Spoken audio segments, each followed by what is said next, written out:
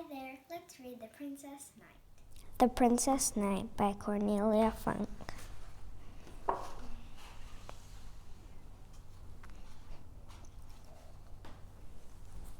King Wilfred the Worry had 3 sons. He brought them up just as his father had brought him up, and they were taught all the things he had been taught. He wanted them to be better than his best knights.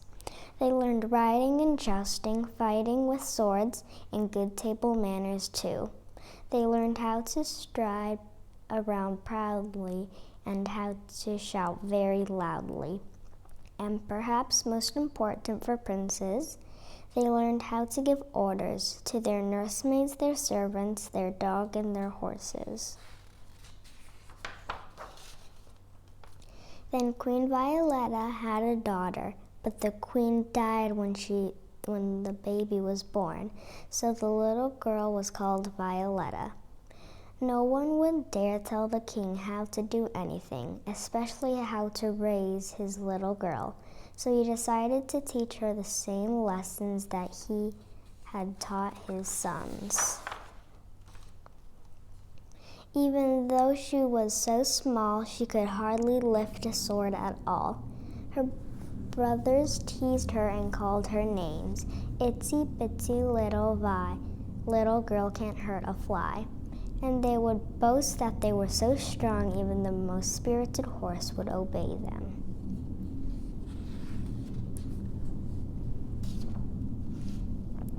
Then they'd strike the heads off practice dummies so hard that the heads would fly right over the castle walls. And they would laugh and laugh at their little sister as she struggled to mount a horse in her heavy armor, as if it were the funniest thing they'd ever seen.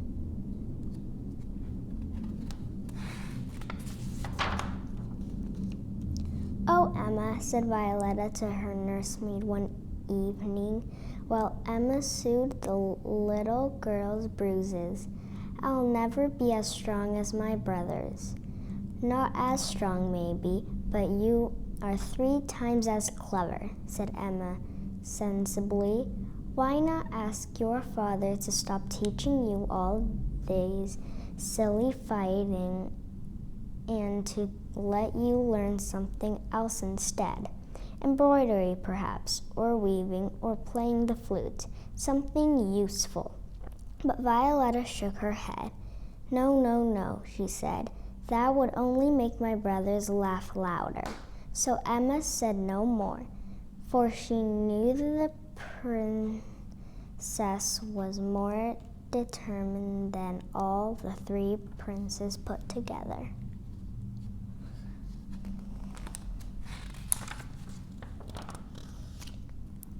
From that night on, Violetta slipped out of the castle in secret while the rose gardener's son kept watch for her. She started to practice all the things her brothers could already do so much better. Violetta practiced in her own way, without shouting and without using her spirit. Indeed, she was very quiet about it, as quiet as the night itself. So while her brothers grew as tall and strong as King Wilfred's knights, Violetta, who stayed quite small, got better at fighting and riding every day, and her father's horses loved to carry her on their backs. Violetta became so nimble and quick that when her 3 brothers practiced jousting with her, their spears and swords just hit the empty air, and the princes soon stopped laughing at her, and they stopped calling her Itsy Bitsy Little Vi. Then came the day before Violetta's 16th birthday, and the king asked to see her. "Violetta," said King Wilfred, "I'm going to hold a jousting tournament in honor of your birthday. The victory prize will bring the bravest knights in the land flocking to the castle. "What will that prize be, Father?" asked Violetta, wondering which horse she would ride, which of her suits of armor would be lightest, and which plume she would wear in her helmet. "The prize," said King Wilfred, "will be your hand in marriage. So put on your finest gown and practice your prettiest smile."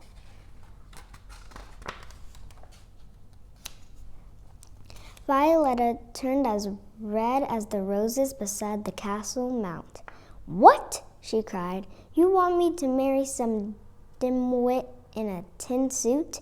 Just look at your own knights.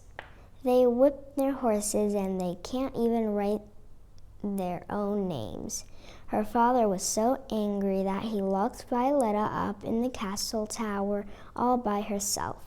Not until the moon was shining high in the sky did the king tell Violetta's youngest brother to let her out. "Stop crying, little sister," said Violetta's brother. "I'll make sure to win the tournament myself. You certainly can't marry me." But Violetta shook her head and wiped her eyes on the hem of her dress. "Thank you," she said, "but I think I'd better just see to it myself." The next day, the field behind the castle was crowded with knights who had come to fight in the tournament. King Wilfred sat down to watch. Little did he know that it wasn't Violetta who sat beside him. It was her nursemaid, Emma. She wore Violetta's best dress and a veil over her face. The real Violetta had put on her blackest armor and saddled her favorite horse. She rode into the arena with the other knights and gave her title as Sir No Name. Trumpets sounded and the tournament to win the princess's hand began. Knight after knight rode into the arena. Sir the Strong, Harold the Hardy, Percy the Pitiless, but Sir No Name defeated them all. He even knocked the king's sons off their horses and into the dust. By the end, there was no one left who was willing to fight, and Sir No Name rode over to the king to receive the victory prize. "Where do you come from, Sir No Name?" asked the king. "You have brought honor to your family, and my daughter should think herself lucky to take your hand in marriage." "Oh, I don't think so," Sir No Name replied, raising his helmet. "Hello, father," said Violetta.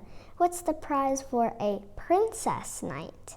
And for the first time in his life, her father, the king, was speechless. Violetta turned to the defeated knights, sitting battered and bruised on their horses. "Very well," she said, "I shall choose my own prize. I hereby proclaim that no one will ever win Princess Violetta's hand in marriage without first defeating Sir No Name."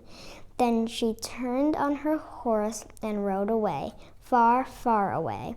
And she didn't return for a year and a day. And when she did, why, her father, King Wilfred the Worthy, gave her a horse as black as her armor, and nobody, not even her brothers, challenged the princess ever again. And who did she marry? Well, if you must know, many years later, she married the rose gardener's son and lived happily ever after. The end.